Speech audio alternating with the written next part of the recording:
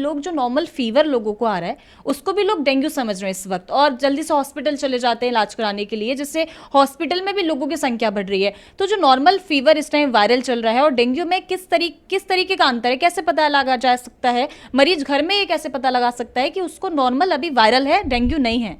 देखिए, डेंगू के कुछ पर्टिकुलर सिम्टम्स हैं जो बहुत ख़ास हैं। एक, आँख के पीछे बहुत तेज़ दर्द होता है। जी। लोअर बैक एक बहुत सीवियर। डेंगू जो शब्द है उसका मतलब है ब्रेक बोन, मतलब हड्डी तोड़ बुखार। अगर आपको बुखार के साथ आपके शरीर में इतना ज़्यादा दर्द हो कि आपको लगे कि मेरी हड्डियाँ टूट रही हैं, मांसपेशियों में बहुत सीवियर पेन है, आपका फीवर परसिस्टेंटली 102 के ऊपर है और दवाई लेने के बाद नहीं उतर रहा, या जो मैंने स्किन के मैनिफेस्टेशंस बताए, आपको खाना खाने में दिक्कत हो रही है, तो ये मोटे रूप से सिम्टम्स हैं जो आपको समझ लेना चाहिए कि मुझे सिंपल वायरल के बजाय कुछ और हो सकता है, और आपको अपने डॉक्टर को, जो भी आपका प्राइमरी फिजिशियन है, उससे आपको सलाह। क्या डेंगू में मुंह सूख जाता है? जांच करें कि क्या रोगी का मुंह और होठ सूखे हैं। डेंगू के संपर्क में आने वाले लोगों में निर्जलीकरण बहुत आम है। उन्हें समय समय पर पानी और इलेक्ट्रोलाइट्स की खुराक लेने की आवश्यकता होती है। कोरोना की तरह डेंगू जो है वो भी ऑक्सीजन स्तर को कम कर सकता है?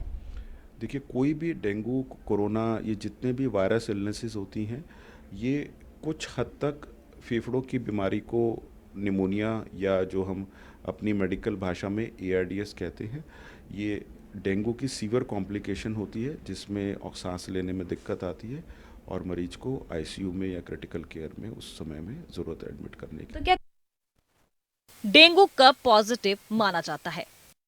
डेंगू वायरस विशिष्ट IgM और निष्क्रिय करने वाले एंटीबॉडी आमतौर पर बीमारी के पहले सप्ताह के अंत में विकसित होते हैं। IgM का स्तर परिवर्तनशील है, लेकिन आमतौर पर लक्षण शुरू होने से 4-5 दिन बाद सकारात्मक होता है। लक्षण शुरू होने के लगभग 12 सप्ताह बाद तक जारी रहता है, लेकिन लंबे समय तक बना रह सकता है। डेंगू कब पॉजिटिव माना जाता है? डेंगू वायरस विशिष्ट IgM और निष्क्रिय करने वाले एंटीबॉडी आमतौर पर बीमारी के पहले सप्ताह के अंत में विकसित होते हैं।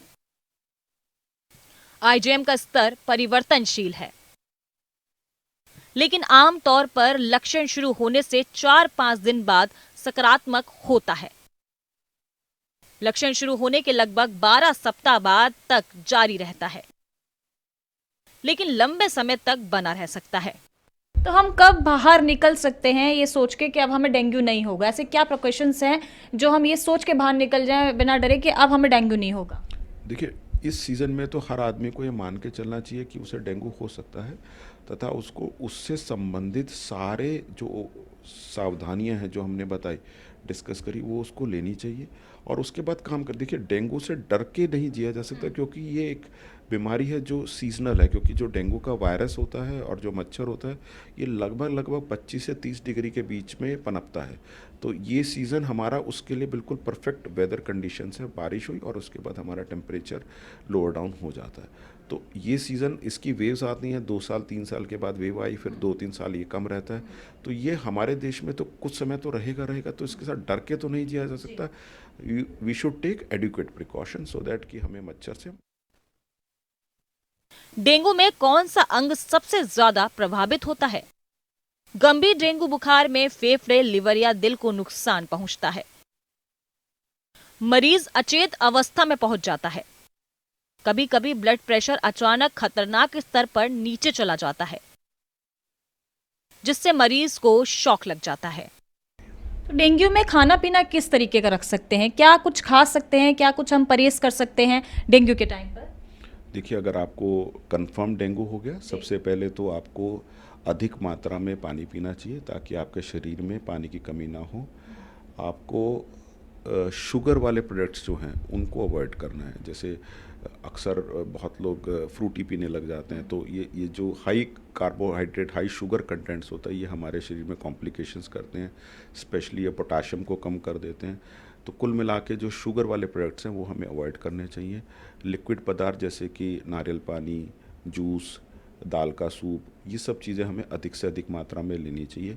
अगर मरीज को उल्टी नहीं है, मरीज के पेट में दर्द नहीं है, तो नॉर्मल अपना आहार ले सकता है, उसमें कोई समस्या नहीं है। परंतु अगर मान लीजिए उसके पेट में दर्द है या दाहिनी तरफ ऊपरी हिस्से में उसको दर्द हो रहा है या उल्टियाँ हो रही हैं, तो उसके हिसाब से फिर उसे हम लिक्विड और सेमी सॉलिड डाइट एडवाइस करते हैं। डेंगू बुखार में क्या खाना चाहिए और क्या नहीं? डेंगू के मरीजों को मसालेदार खाने से बिल्कुल दूर रहना चाहिए। यह पेट में एसिड जमा कर सकता है, अल्सर की दिक्कत बढ़ा सकता है।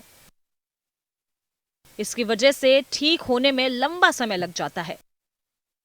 डेंगू में कॉफी या कैफीन से जुड़ी चीजों का भी सेवन नहीं करना चाहिए।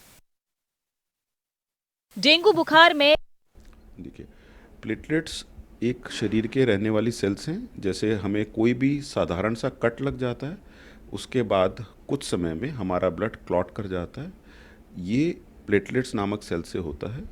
अब जायज़ बात है, जब ये प्लेटलेट्स कम होंगे तो शरीर में स्पॉन्टेनियस ब्लीडिंग की संभावना बढ़ जाती है। प्लेटलेट्स कम होना सिर्फ डेंगू का लक्षण नहीं है, मलेरिया में भी, टाइफाइड में भी, और ऐसे पता नहीं कितनी बीमारियों में प्लेटलेट्स कम हो सकते हैं। तथा सिर्फ नॉर्मल डेंगू में प्लेटलेट्स नॉर्मल भी रह सकते हैं। तो प्लेटलेट कम होना या नॉर्मल होने से हम डेंगू को डायग्नोस नहीं कर सकते, क्योंकि प्लेटलेट कम होने के कई कारण हैं और प्लेटलेट नॉर्मल होने से भी डेंगू हो सकता है। तो डेंगू बुखार को लेकर कल हमने डॉक्टर्स के साथ बातचीत करी थी और आज हम आ गए हैं सीधे लैब में।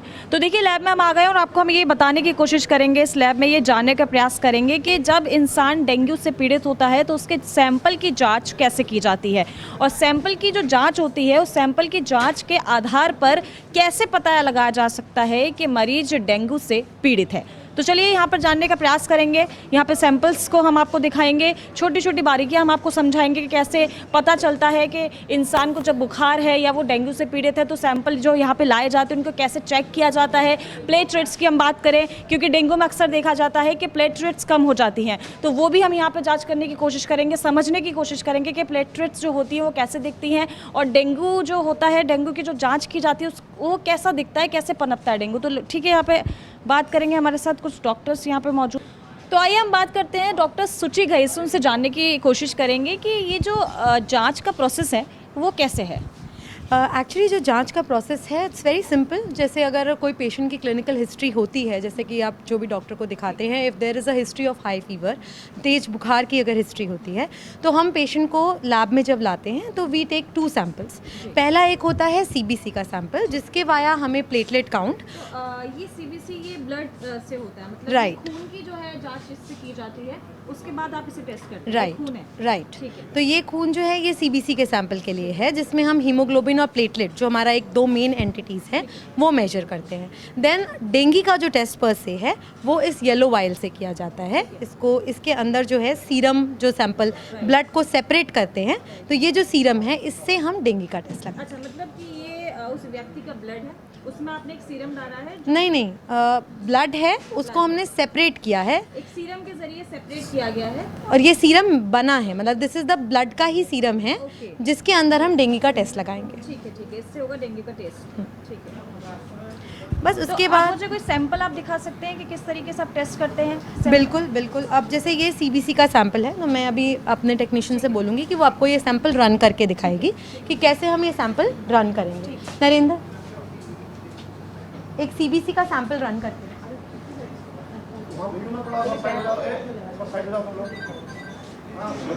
ये हमारी फुली ऑटोमेटेड एनालाइजर है, जिसके अंदर हम अपना, ये एक एनालाइजर है, ठीक है।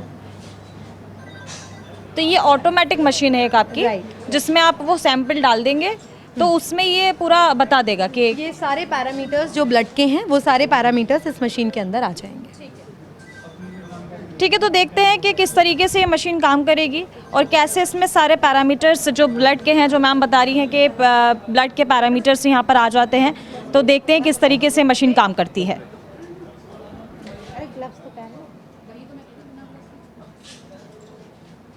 तो देखिए कैसे यहाँ पे मैं आपको दिखाती हूँ किस तरीके से यहाँ पर ये ब्लड रेड एक्चुअली में मैडम ये जो सैंपल है ना जी सैंपल जब आता है तो इसको कंडीशन होता है सैंपल को जी जी।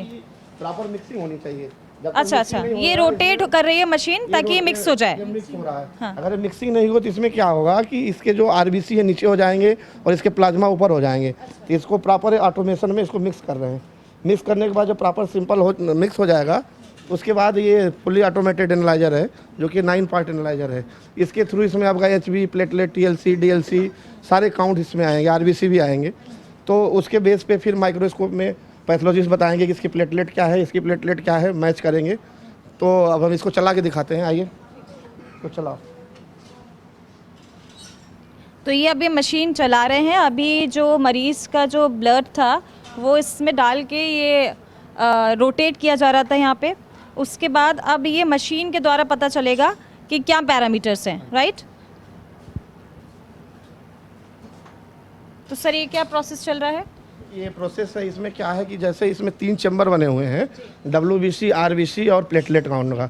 तो ब्लड क्या होगा कि फ्लो करेगा सबसे पहले RBC चैम्बर में, फिर WBC चैम्बर में और उसके बाद प्लेटलेट चैम्बर में। उसके थ्रू सारे पैरामीटर को रीड करके विदिन 1 मिनट 60 सेकेंड के अंदर आपको रिजल्ट डिस्प्ले कर देगा। तो ये अभी रिजल्ट आया है क्या अभी निकल के? रिजल्ट सामने स्क्रीन के ऊपर आएगा जिसके अंदर सारे पैरामीटर्स और उनके ग्राफ बने हुए होंगे और वो ग्राफ के वाया और वो पैरामीटर्स देख के हम एनालाइज करेंगे कि पेशेंट का एचपी कितना है, हीमोग्लोबिन और प्लेटलेट कितना है। एंड डिपेंडिंग ऑन दैट अगर प्लेटलेट का काउंट 1.5 लाख से कम होगा, हमारी जो नॉर्मल रेंज होती है प्लेटलेट की वो 1.5 लाख से 4.5 लाख होती है। जो ये 1.5 लाख से 4.5 लाख से 1.5 से अगर कम होता है तो हम इसकी एक मैनुअल स्लाइड बनाएंगे। अगर 1.5 लाख से प्लेटलेट्स कम होते हैं तो हम एक मैनुअल स्लाइड बनाते हैं और उन सारी स्लाइड को हम माइक्रोस्कोप के अंदर देखते हैं कि उसके अंदर कितने एग्जैक्ट प्लेटलेट हैं। मतलब अगर मरीज की प्लेटलेट्स 1.5 लाख से ऊपर हैं तो वो स्वस्थ है, मतलब उसको आगे डेंगू का टेस्ट कराने की जरूरत नहीं है? नहीं, ऐसा कुछ ज़रूरी नहीं है। डेंगू का जो प्लेटलेट काउंट होता है वो इनिशियल फेज़ में कई बार नॉर्मल भी होता है और धीरे धीरे घटता है। इट डिपेंड्स कि कौन सा डे है जिस डे पे हमने टेस्टिंग करी है। और हमेशा हम कहते हैं कि एवरी सेकेंड डे पेशेंट को प्लेटलेट का काउंट चेक कराना चाहिए जब भी अगर किसी को डेंगू डायग्नोस हुआ। तो इट इज़ नॉट नेसेसरी कि अगर आज डेंगू पॉजिटिव आया है तो उसके प्लेटलेट 1.5 लाख से कम ही आएंगे। हो सकता है 2 लाख भी आएँ, हो सकता है 170 भी आएँ, 120 भी आएँ। और अगर वो फॉल ट्रेंड में हैं तो आपके हिसाब से, डॉक्टर्स के हिसाब से प्लेटलेट्स कितना आना चाहिए तो वो मतलब व्यक्ति जो है डेंगू से पीड़ित था या अभी नहीं है वो ठीक माना जाए? इससे इस प्लेटलेट काउंट से एग्जैक्टली अब हम नहीं बोल सकते कि पेशेंट को डेंगू है कि नहीं है।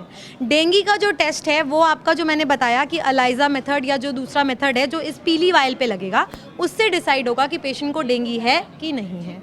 इससे हम सिर्फ प्लेटलेट का काउंट दे रहे हैं। प्लेटलेट एक ऐसा सेल है हमारी बॉडी का which is a very important part of blood, क्योंकि अगर प्लेटलेट घटेगा तो ब्लीडिंग के चांसेस बढ़ जाएंगे। खून के कत्थे जो जमने लगते हैं स्किन पर उनका बनने का चांसेस बढ़ जाएगा। इसीलिए प्लेटलेट का काउंट हमेशा 1.5 से 4.5 लाख के बीच में ही होना चाहिए।